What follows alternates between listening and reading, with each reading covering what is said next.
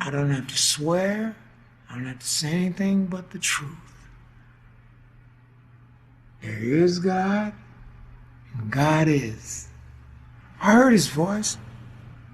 He spoke. He spoke and he said, love on earth must be. Love was unique. Love was just phenomenal. Love was 5 uniquely talented individuals. Love is everybody's group.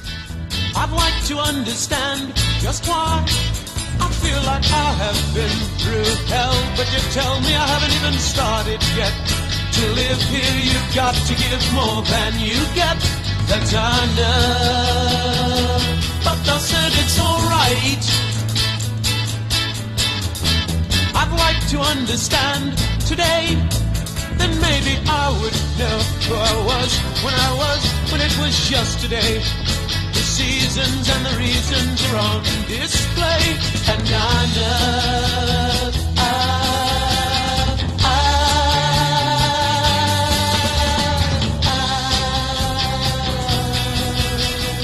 Know anything about God? There's this legend of love and the legend of Arthur Lee. Know anything about the devil? He has a voice that I just don't understand. Know anything about myths? He doesn't want to be a rock and roll star. He wants to be a songwriter. Know anything about reality? He was a true genius. throw it away, throw it again. They were the top band. They were the top dog. This area took that one group to heart and made it its own. LA was an extraordinary city at that time. It was the freest place in the world. There's no reason why this group should not have gone all the way. Love's music kind of exposed a little bit of the dark underbelly of paranoia and the Vietnam War, and it's not all peace and love. When it came time to do the third album, you had a band who couldn't play their instruments. The drugs were there, people around us were bringing the drugs to us, and we used the drugs. The world keeps changing, and I just happened to make an album called Forever Changes. I don't know how anybody's beat that record. It's one of the greatest records ever. It sounded truthful, and it sounded like it was from the street, and they lived it. It's the nearest anything musical is coming to changing my life. Nothing lasts forever, and my group is a part of nothing, I guess, because it didn't last. Music is a very special gift, and if you don't devote yourself to it, then it will definitely leave you. At least 10 different ways to tell this story. I'm going to tell you something. If I blink right now, I'm telling a lie. If I blink right now, I'm telling the truth.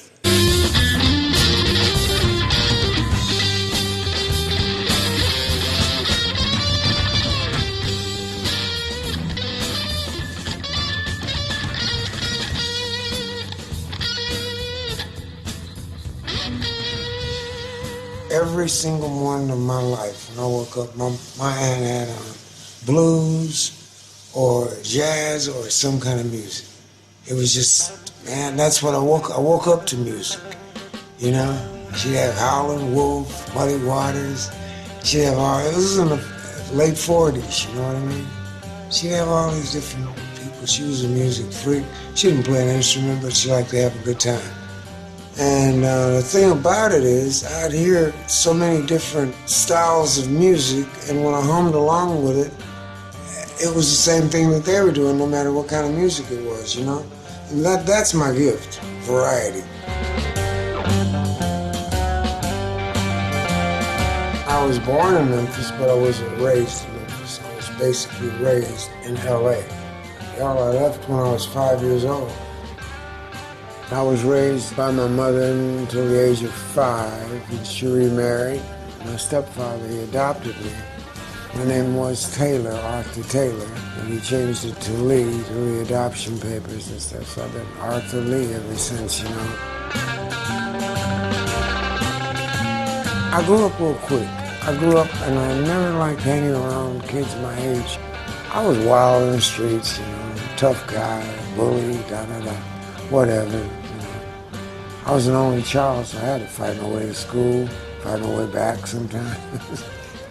Well, I was brought up in Los Angeles, I guess called the west side of Los Angeles, and 2 doors down from Arthur. Our family goes back to before we were even born. From Memphis, my grandmother and his mother were friends. They were both school teachers. And we were born in the same hospital, as a matter of fact. I was about 8 or 9 when we moved. And just coincidentally, we ended up moving a few doors down from each other. And we hit it off again right away.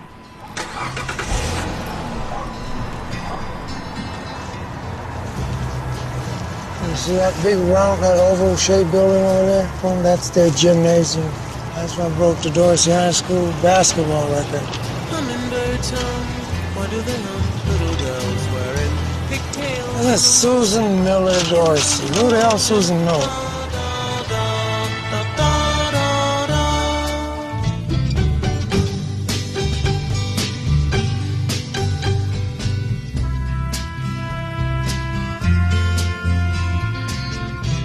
One day we were having show and tell in school, and there was this gentleman or kid, his name was Danny Okens, and he brought a guitar to class.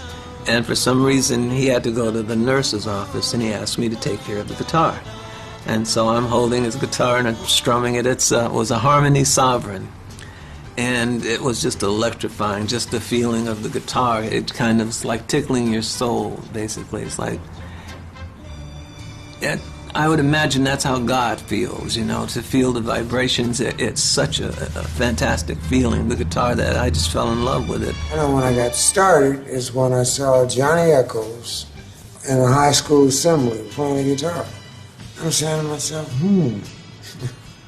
interesting, you know what I mean? It really blew my mind.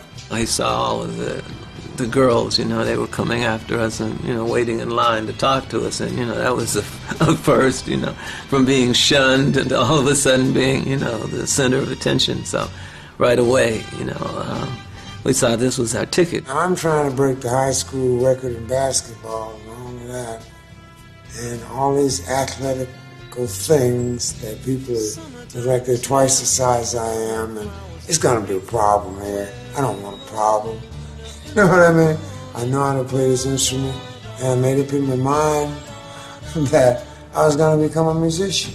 We got a group together with Arthur playing bongo drums, and then Arthur switched over to keyboards. We would play bar mitzvahs and weddings, funerals, whatever they needed the music for, we were there. That's when I started my march towards Capitol Records, because I wasn't going to be a failure mate, but I wasn't going to be a doctor, a lawyer, an Indian chief either. Like my mother thought that that's the way life goes. Be a doctor, da-da-da-da-da. And you know what?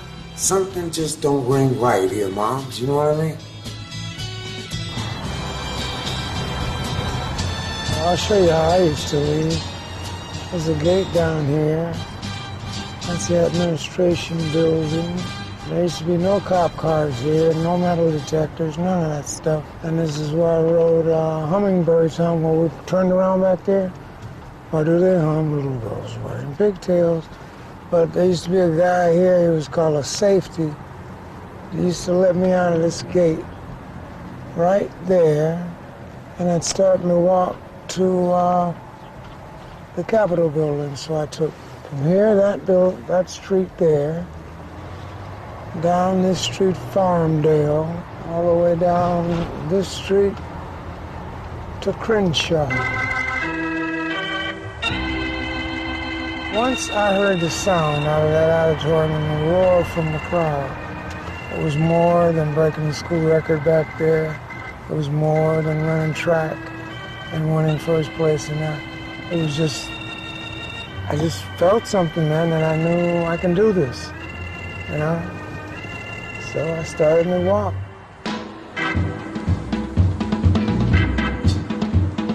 Did you do this after school, Arthur, or? No, I did it during school. I did school to do this. It was all rubbish, actually, because I learned at home. My mother was a school teacher. Her aunt was a principal.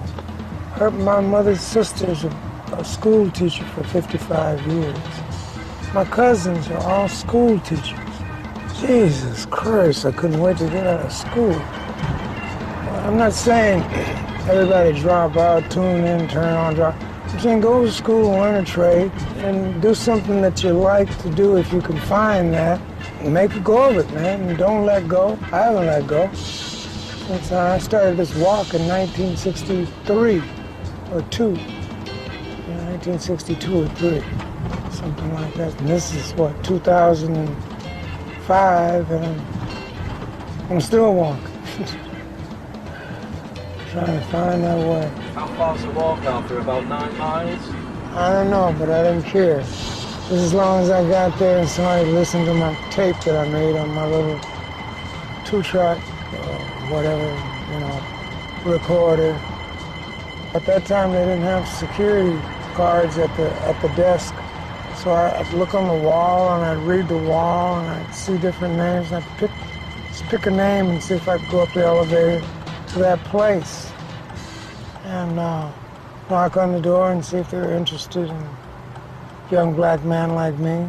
The end of the street here is Wilshire Boulevard, the so-called Miracle Mile or whatever the hell. Quite a difference when you cross Wilshire of the look of the houses and the whole bit. Look at these fucking houses. You know what I mean? That's a house. Jesus Christ, it looks like the fucking castle thing. I'd walk through here. They were all white. Everybody was white. I walked through here, a little black boy walking through here. Nobody bothered me. They didn't know what the fuck I was doing. I didn't care less of what they're doing. I mean, writing songs along the way, thinking about it, thinking about the group, thinking of how I could put a group together. It's my first experience. And when I got signed to Capitol Records, it just was the thrill of my life. Because Nat King Cole was on Capitol. Everything's cool about the record, but the music, I don't like the music. So I wasn't going to give him my best music. I was going to give him my second best to see if they cheated me out of my money or I got paid, you know what I mean? At 15, I was thinking like that. And at 60, I'm thinking like that. This is Hollywood and Vine. And this was my final destination. I go in here, into the Capitol building, and knock on people's doors until someone listened to me. And that's about the extent of that was my rendezvous, right? Then I'd have to walk all the way back home. Now, we're still in school, right? Okay, we'd start Friday night, we'd play a frat party, and then at 4 in the morning, we'd go to Cappy's and play all night until about noon, go home, get a little sleep, go back, play another fraternity party, and play an after-hours club again. Johnny and I used to back up all the bands, the old Jays, the this ones, the that ones, the cross-dressers, now they call them the homosexuals, men and, wore dresses and fooled people as being women, whatever. And that was with Billy and Arthur and me and Jimi Hendrix, Jimmy James then, and Alan Talbert and Fleckenstein. We didn't really have a manager, an agent at that time. Arthur just kind of handled all of these, he handled just all of that. He acted as manager, agent, got us bookings and different jobs. We did some very strange jobs. I mean, I remember we played at a place down on Western and what is now Martin Luther King Boulevard. And they weren't going to pay us or pay us right. And so Arthur got into a confrontation. The first time I ever saw a gun come out. And the manager pulled out a gun, and Arthur, I guess, still confronted him. And whatever happened, we ended up getting our money. So he must have done a good job there. We kind of let Arthur handle all of that. Arthur and myself would do recording sessions with Delphi, with Richie Valens' label. We were like the house songwriting team, rhythm section, guitar players for them, so we did just about everything with them. We were like old hands, like we'd been playing for decades when we were still kids. The first place that we really had a standing gig was at a place called the Beverly Bowl, which was out in God knows where. It was out in El Monte or someplace. And that's where we kind of honed things and got things together. And at that point, that's when I brought in Don Conca and introduced him to Arthur, which Arthur's either very happy about or very unhappy about, I don't know. He was just a fantastic drummer. He was sort of like a Max Roach, Gene Krupa type drummer, and he had his own following. He had an entourage that would follow him around just to hear him play. He was that good. A lot of drummers and a lot of people used to see him come and do his thing, man. They used to see him flipping them sticks and the crossovers and the different things he do. He'd take a fucking hour solo. Yeah. From the Beverly Bowl, that's when we went over and played at the Brave New World. That's where Brian came into the picture, at the Brave New World. I used to hang around with the Byrds. They were like his idols. And he wanted to be in the band, but he became a roadie, you know. The Byrds were a powerful group then. They were the #1 group in Hollywood. They had the crowd, and it was an incredible scene. The whole art crowd was there. You know, Vito and Carl and Vito Sue and all of these people. The dance floor was just packed with these. They weren't hippies, you know. They were art students and they were artists, and they were having a good time. And so, you know, all the bands in Hollywood wanted that crowd to be in their club. That was basically the reason that we hooked up with Brian, because Brian, being a roadie with the Byrds, he had access to a lot of these people. And when Brian became part of the group, they came along too. Well, the Tambourine Man tour ended. Byrds stayed in England to hang out with the Beatles. I came back to LA, and there was a void. And in Ben Frank's parking lot, I met up with this guy, Arthur Lee, and he was interesting type. Whatever he was doing, I said, wow, this guy, it seems like he'd be interesting to have in the band. He had long locks of red hair and freckles and striped pants and that's, you know, scarf around the neck. I said, I'm saying to myself, shit. I actually met Arthur. His car was stopped here. I got in and he pulled in right here. And I needed to get somewhere. I don't remember what it was. I needed to be someplace. And we all got out and stood out and talked to each other and then jumped back in the car and he drove me wherever I was going. He had a little silver blue Corvair that he drove for years. And later on I found out that he was in a band and I auditioned and I was in the band within a week, I think. It was a very, very good sounding group then. And wherever we played, we would fill the places. And so we thought at that point it was ready to go. Well, I guess we'd kind of be a pretty big group in Hollywood as the Grassroots.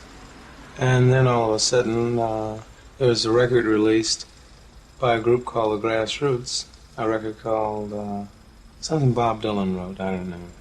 But anyway, that blew my cool because I didn't have my name registered or anything, you know. And the vibration that I got wasn't very good. So instead of reacting in the normal way that I would if someone stole something from me, I chose to do just the opposite, which was love. So that's how I got the name of the group, or I thought of the name of the group. Have you been able to live up to it, do you think? Well, I found out that everybody was loved, and I was just a part of love. My very first experience of love was when I stumbled into a club called Beto Litos. It was near Shelley's Manhole, where we saw Coltrane and Miles Davis. And here was this group, and they were deafeningly loud, and they were mixed racially, and my mind was blown, to use a 60s term. It was like the Black Hole of Calcutta with a door charge, but what was great about it was the music and the people, and there was everybody. Every kind of freak you could imagine, and some people who were just gorgeous. It was the early flowering hippie scene, you know, lots of scantily clad young girls, and I was a teenager, and that was very stimulating. Opened my eyes. I wanted to leave home immediately. This was Love's answer to the Cavern Club. We played here 7 nights a week, and wouldn't matter whether it was Monday or Saturday night, it was always full. Over here is where the stage was, and this is where the group played. All this area in here was dance floor. It was raucous, it was loud, the guitars would be bouncing off of all these walls, and so you had a huge sound. You could do some damage to your ears. People talk about the way I look. I think I'm always saying I got enough to write a book. But don't they know? Everybody would look at Love, they would see something special. It was sort of a minor Beatle thing in its own little way here, where, you know, each member had his own little fan base. Let me play it one time now.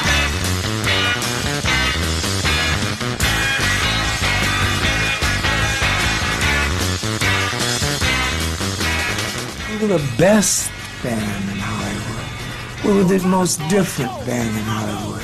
I had the first integrated rock group. I mean, as good as the Beatles were, the 4 white boys. As good as the Rolling Stones are, they got a black bass player. They finally picked up on something. That's a little different, but it's meaningless. Here we've got a psychedelic black man, which sort of like what Hendrix did a little later, which was so outside the box of African American, you know, and it's, you know, thrilling when those boundaries are crossed. It was very unusual. The riots were going on in Los Angeles. That was a huge thing. I mean, Compton was just trash. I thought it was a beautiful sight to see, you know, just musicians. It didn't matter what color you were, you know, you were just great musicians, and these guys were just fantastic. Every time they played, there was a line down the street. That became like a street fair. There was more action going on outside the club than was going in. Okay, we're at Cosmo's Alley. You know, if you can notice down there, that's about 100 yards is the end of the alley. That was blocked off. And then they blocked this off, and they would have these Voice of the Theater speakers here. There would be some down there and across the street.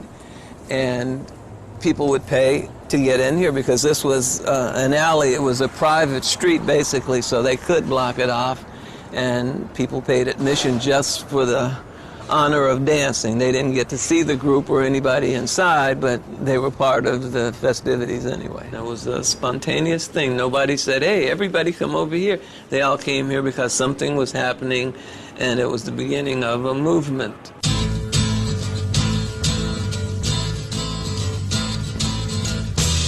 What is happening and how have you been? Gotta go, but I'll see you again. And the music is so loud. And then I fade into the... I'm glad that I was raised in life and helped create what they call the 60s. Because that's when it was happening. That's when, if the shirt on your back and it's cold outside, and you can stand here and I can go outside with this shirt, you gave me a shirt. If I had it, you had it. From 65 to 67, 2 years, that little window, that was the sort of possibly naive but hopeful sort of sense that we were taken over. Obsolete. Then you go back across the street. Yeah. Street. It was something completely new, and it embodied the way you looked, the way you perceived what you thought and what you were. Everything changed. And the ones that were here early were on the spearhead of a social revolution.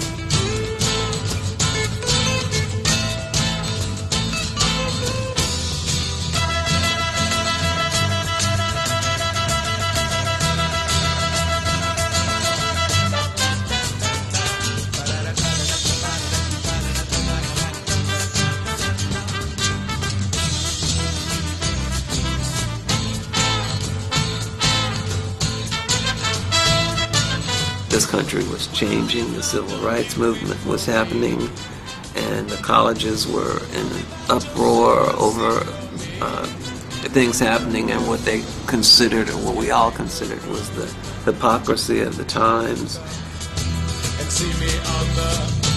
And so the music, it was a catharsis. It was something that allowed you to get away from the reality in which you lived. And it was also something that you could relate to people next to you. You could like look at a person and know that this person was like you by just the way they dressed or the way their hair was or just the manner of speech. You knew this was a kindred spirit.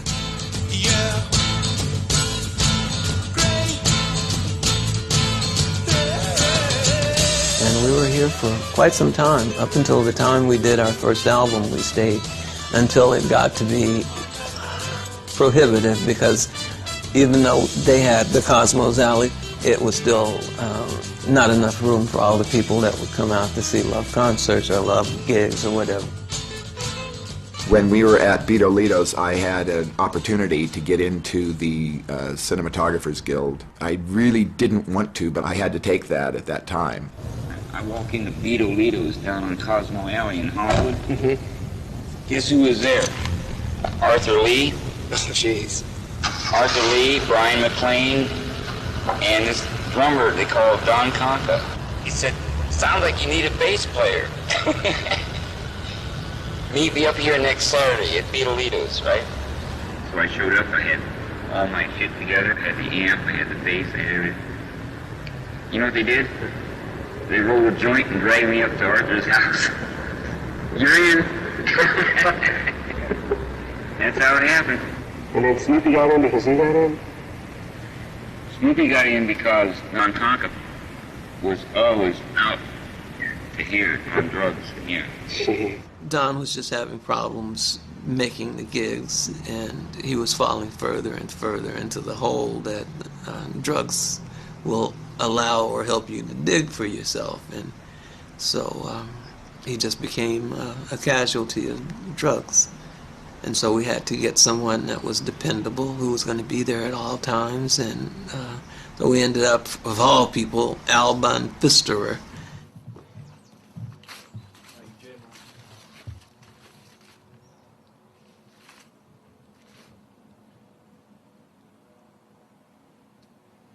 Snoopy, he was a straight cat in the band. He was a square. Nobody liked him but me. I loved him, you know what I mean? I love you, Snoopy. A bit confused. Who isn't?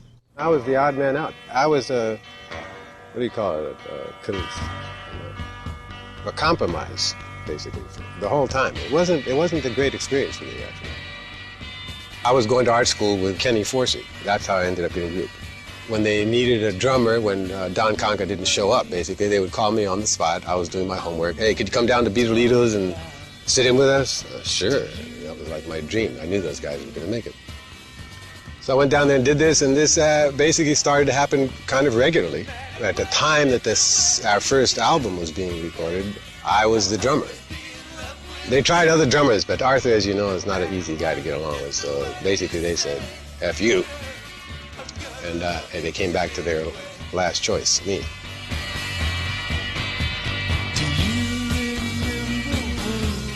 Elektra was a folk music label. I mean, if you had to give it a characteristic, it was started in October of 1950, and we just did whatever we wanted to do, but we stayed mostly within folk, because folk was an easy genre to record, not expensive, and because every performance was very distinctive.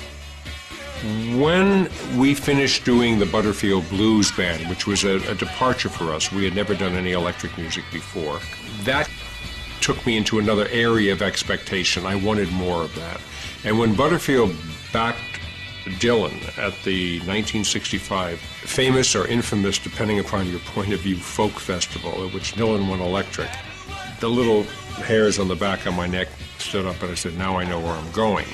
And one night in 1965, at a club called Beto Litos, I saw a band named Love. There was a kind of a sense of relief I felt, because I finally found my group, if I could only get them. And that's what led to an entire adventure with Arthur Lee and Love. It was a chance and a risk. Now that I have a chance to look back on the situation. We were an integrated band. At that time, they would show a picture or something someone sketched or drew rather than an integrated group, because it was a chance, you know what I mean, that they would lose their money. And so they wanted to be safe and segregated. But Jack Holzman or someone had the nerve to have the first integrated group. So the man can't be all good, can he?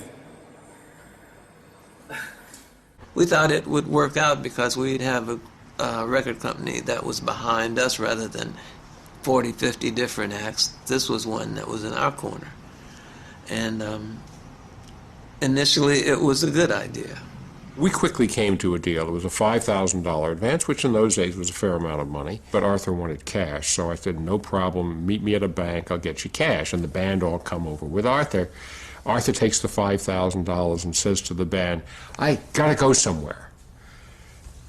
And Arthur disappears. Arthur shows up several hours later with a Mercedes Gullwing that would seat two, and gives each of the band members $100 because the car had cost $4,500. I didn't understand how a Mercedes Gullwing was going to handle 5 artists, because Arthur, as brilliant as he was a little weak on cubic content. My first involvement with Love came through Jack Holzman asking around Los Angeles where to record a new band that he had just signed. And it was the first time they had recorded in Los Angeles as well, because they were a New York-based company. And he came out, interviewed me at Sunset Sound, and brought the band in and produced the first album.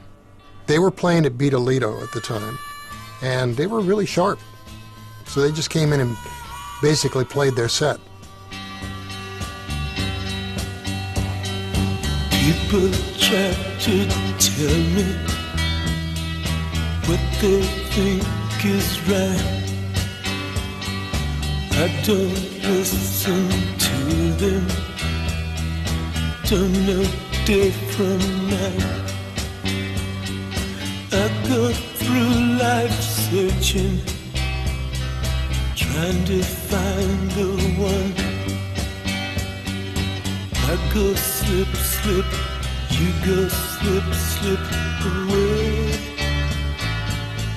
I've seen bands who are totally democratic and make it work, and they make it work because everybody in that band is as smart as everybody else. It was true of Queen, it was true of The Doors. It wasn't the case of Love. No, it was Arthur's show, always Arthur's show. Arthur was in charge, but he did it in a very sweet manner. You know, and if anybody got out of line, and he would just quietly make it happen. He was so smart, so talented, so able to play everybody's instrument better than they could play, and someone who really agonized over his lyrics, although rumor was that he just sort of tossed them off, which I don't think he did. Problem. All I had was you. Guess I'll keep on searching and try to find the one. 'Cause I go slip, slip, you go slip, slip away. I don't need you to help me find my way. I can make it if I just don't see your face. To me, Arthur is a poet first. He should be poet laureate for this country, because the man can look at just a mundane situation and he can find something interesting in it, or he can find a word or a twist of phrase, like for everyone that thinks that life is such a game, Do you like the part you're playing? And it's just think of that, you know, that just tells you everything you need to know about a person, you know. A guy that's a bus driver or another one that's a president of a Fortune 500 company. Is he happy with the role that's been written for him and the part that he's playing in this game? Jesus said, all these things shall pass, but my words shall never pass. Well, I want to be, my music will never pass, you know, because I pick subjects that happen every day. I pick subjects war. I pick subjects death. I pick subjects man and woman getting along, whatever. Brian and Arthur had a very interesting relationship with each other, and I'm not so sure that either really appreciated or fully understood what the other offered. Arthur offered Brian approval and an opportunity. Brian offered something that Arthur really needed, which was a kind of leavening of the intensity. It took the scope of the albums and opened it up. The horizons were not tight, didactic rock and roll. It suddenly was expansive, and that came from whom Brian was. I could love you more and more each day for a million years. Then I'd sit around all day just crying happy tears. To dance and sing my life away like the one laughing with you, my darling, softly to me. He went places a little bit more romantic and melancholy than Arthur would go. Arthur didn't go to that space, but Arthur recognized how important it was. He liked Brian's melodic sense and what he had to say, and it worked. Brian was a great songwriter. I thought a great songwriter. It takes a lot for me to say great to anybody. My goal for my music was always timelessness. I was trying to write and construct music that couldn't necessarily be associated with any particular time, that would still sound good 30 years, 50 years later. There was a tremendous competitive edge between Arthur and Brian. They both wanted the same things in the group. They both wanted the spotlight, they both wanted the same girls, and they were both able to write songs and sing the songs, and they were great showmen as well. And so all of those things together made the group better, and it made each of them better as well. When they were around each other, they were each as good as they could be. A Little Red Book was clearly the single. I saw that in a movie called What's New Pussycat? Tom Jones, whoa, whoa, whoa. And then here comes this song, My Little Red Book. Well, I just got out my little red book the minute that you said goodbye. I thumbed right through my little red book. I wasn't gonna sit and cry. And I went from A to Z. I took out every pretty girl in town. They danced with me. And as I held them, all I did was talk about you. If you name it, I start to cry. Let's just go get it over you. Oh no. We started practicing it and doing it a little different. It was a very slow ballad type song. Arthur put his thing to it, and it turned out to be a whole nother song. A whole nother song. Please come back. Without your precious love, I can't go on. Where can love be? I need you so much. All I did was talk about you. If you name it, I start to cry. Let's just go get it over you. Oh no. It was a great experience for me because I had released probably about 30 singles up to that time, but I never heard any of them on the radio. And I'm driving back from a board meeting, and I've tuned to a Baltimore AM radio station, and there's My Little Red Book, bounding through the radio, sounding great. I pulled over to the side of the road and cried. It takes me a long time to get there.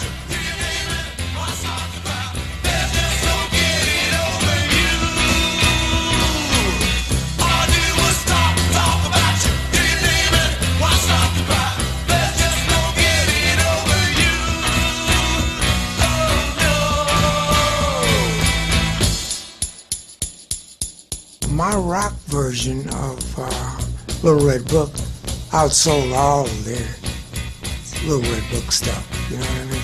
Now Manfred Paul Jones is playing the blues. Don't break my heart, mate. You know, I mean, hey, you can fool some of the people some of the times, most of the people most of the times, but you ain't got the blues.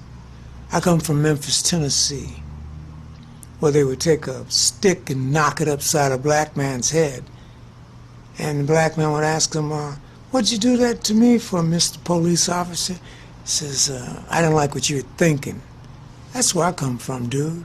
The album sold about 150,000 over a reasonable period of time, which made it one of our biggest selling albums of all time up until that moment. But what I saw was we had that within the greater Los Angeles community, we'd broken a band, which meant we had bought a ticket to the show. Because other bands would gravitate to wherever a hit band had been successful.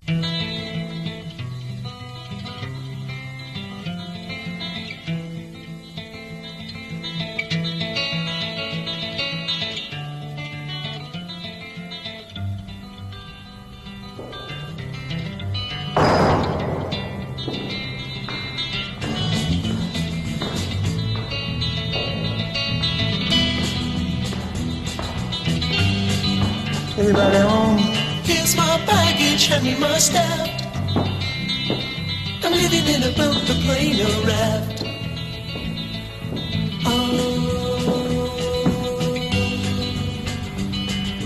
Am I love, be I love, so hard to choose. We lived there for about a year, I believe. It may have been a little longer, but it's been a long time. Everybody knew about it. You know, it was just a bizarre thing, you know, this group all living in this big, huge castle. A friend of Brian's was in charge of taking care of the upkeep and all of that, and he came up with an idea that if we paid the taxes and the upkeep, that we could live there. This was the dining room. This is the living room, it still is, but there was glass going across here, and the fellows used to have roller skates, and they'd roller skate around and about here, into here, and everywhere, actually. Arthur had invited me to come over to the castle, and when I walked in, you know, he looked up and he gave me a wave, and then he flipped around and was skating backwards, you know, and it was he was quite an accomplished roller skater. Everybody that came through town, the Jefferson Airplane or Janis Joplin or whomever, would stay there. You know, so it was like the place to be, you know, for groups traveling through Los Angeles that knew us. I wake up from the bedroom in there, come through those shutter doors and go to the kitchen and meet 5, 10 people, like I said, you know, I'd never seen before, because we never locked the doors. Quite different these days. Now, this is a swimming pool, but at the time there was so much shrubbery or whatever in the way. This was hardly a swimming pool, you know. That's the guest quarters over there. It's the maid's quarters now, but no one lived in there. But upstairs is where Kenny Forsey lived. Don Conker lived downstairs here. And it's quite amazing what they've done to this place.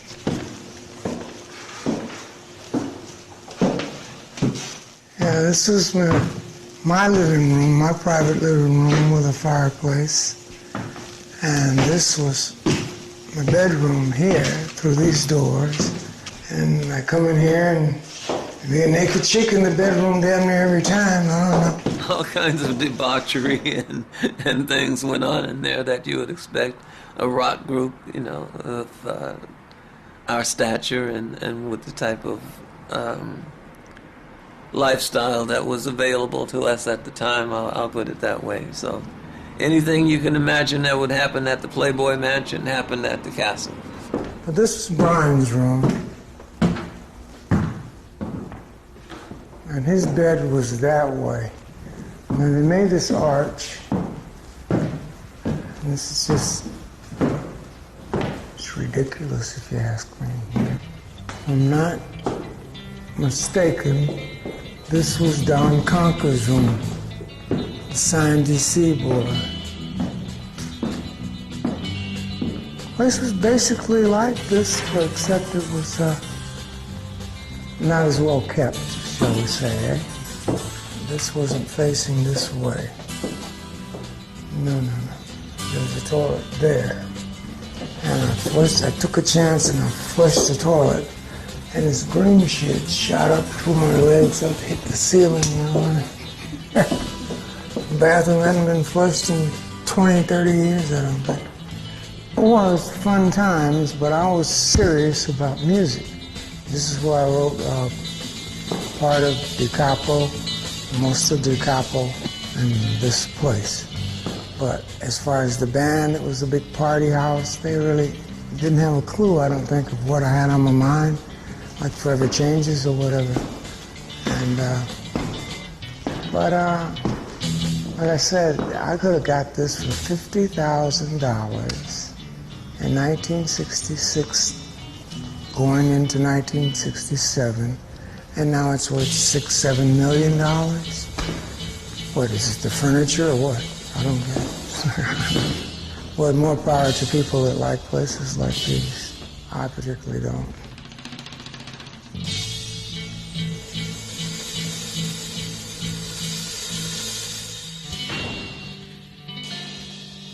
I think that time and the time shortly thereafter had to have been the best time in their lives because, you know, Arthur and Brian and all the guys were dedicated to making it, just like every band is. And so you always look at yourself and think, well, when have I made it? You know, that what's happening that lets me think, okay, I'm on my way now. And to those guys, it had to have been living at the Castle. There's no reason why this group should not have gone all the way, except for underlying things that kept us from being able to totally break out. And some of them may have been our fault, but I think a lot of them had to do with the times. The Vietnam War was raging and polarized the entire country, kind of similar to now. I mean, Iraq has not polarized us that much. Well, the carnage has been censored, you know. We can't even see the American caskets coming back. But then the media helped stop the war. Every night was this stuff on television. Every time we turn on the TV, it's the war in Vietnam. The war in Vietnam. I shut my television. I called my mother. I said, hey, Mother, I shut my television. She said, why did you do that? Didn't it have an on and off switch? She says things that really penetrate, you know what I mean? There was a lot of things happening outside of this little enclave that we had created for ourselves here in Hollywood. It was like our little fairyland. And as long as we stayed here, everything was okay, it was safe. But when we left, you know, that's when the real world kind of crept in. Call my name. I hear you calling my name. Yeah. I think it was during Forever Changes that I got called. And luckily I had a bad back and x-rays and all, and I was deferred. But I seem to remember the guys terrified. Arthur, for sure, helped prep me for my, I don't know if this should be on tape, actually. But basically, we all got out of the service. And mine was, I was insane, actually. I actually flipped out on acid the day before the induction physical. Arthur was with me, actually. We both went over the edge. We took like 1,500 mics, which is 6 doses. So when it came to going to the psychiatrist, basically I couldn't fill in the forms. I had actually let my fingernails grow. I went with my zipper open. I was filthy. I was barefooted. And I went in there to look the part that this is not somebody that you want in your service. And so they gave me this special nurse to take me to the beginning of every line. And they would put these earphones and say, which side do you hear the sound coming out of? Take those earphones, they're basically, I can't hear. Then they told me to follow the yellow line into another part of the thing. I followed the blue line into another office. Then they looked at my application and said, it says here you've been to University of the Pacific and Art Center School. And I said, yeah. And they just laughed. Get back out in the streets where you belong. All right. We were kind of iconoclastic, not kind of, we were iconoclastic, we were rebellious, we were druggies, we were everything that they didn't want at all in the armed services. So they were better off and we were better off. But nevertheless, we were still frightened that they were going to, at some point, need bodies, and ours were going to be the ones sent. By the time that I'm through singing, the bells from the schools of walls will be ringing. More confusions, blood transfusions. The news today will be the movies for tomorrow. And the waters turn to blood, and if you don't think so, go turn on your tub. And if it's mixed with mud, you see it turn to gray. Then you can call my name. I hear you calling my name. I think circumstances, life itself, and just serendipity all came together and kept us from, being part of that. But it still was there. It was always an undercurrent. And like on House is Not a Motel, I remember we were up in San Francisco at the Warehouse, I believe. Janis Joplin is on stage squalling, that loud voice, that boozy voice, and there's this guy that's just come back from Vietnam, and he's talking to us about what's happening over there, and he's telling the story about blood turning to gray as it's mixed with the mud and all of this, and we're listening to this, and he's, just one step away from, blowing it. But he's also a very fascinating person to listen to. And I'm listening to the story everybody is, but Arthur's mind is working differently. He's writing a song from the story that this guy is telling us about the war, and that's how that came about. And it's a true story of that horrible, sad, I can't think of anything worse and better and sad to say about that war. People died that shouldn't have died, and kids lost their lives and legs and limbs, and for what? I was talking with Arthur about doing the next record, and he said, I don't have to do another record with you. I said, well, I don't want to point to a contract, but we had made an agreement. We wanted out because the first album didn't sound the way it sounded to us in the studio. And when they played it for us, we didn't like it. We didn't like the fact that they weren't promoting us nearly as well as we had expected. And we just were not happy with Elektra, and we wanted out, and we were too young to be signing contracts anyway, so we had decided that we were going to split. He said, I was under 21 when I made that agreement. So he was legally not emancipated, and he could walk away from the contract. Meanwhile, his lawyer, Al Schlesinger, who had the good taste to be appropriately embarrassed, and said, Jack, I knew nothing about this. And I believed him, because you would never look at Arthur Lee, who had imbibed his share of substances, ever think he was under 21. They took for granted, just straight away, they looked at me and thought I was 26, 30 years old. And I wasn't 17 or 18, 19 years old tops. And so I met with Arthur. I gave him a larger advance and increased the royalty. And he re-signed, and this time I said, Arthur, I want to take a Xerox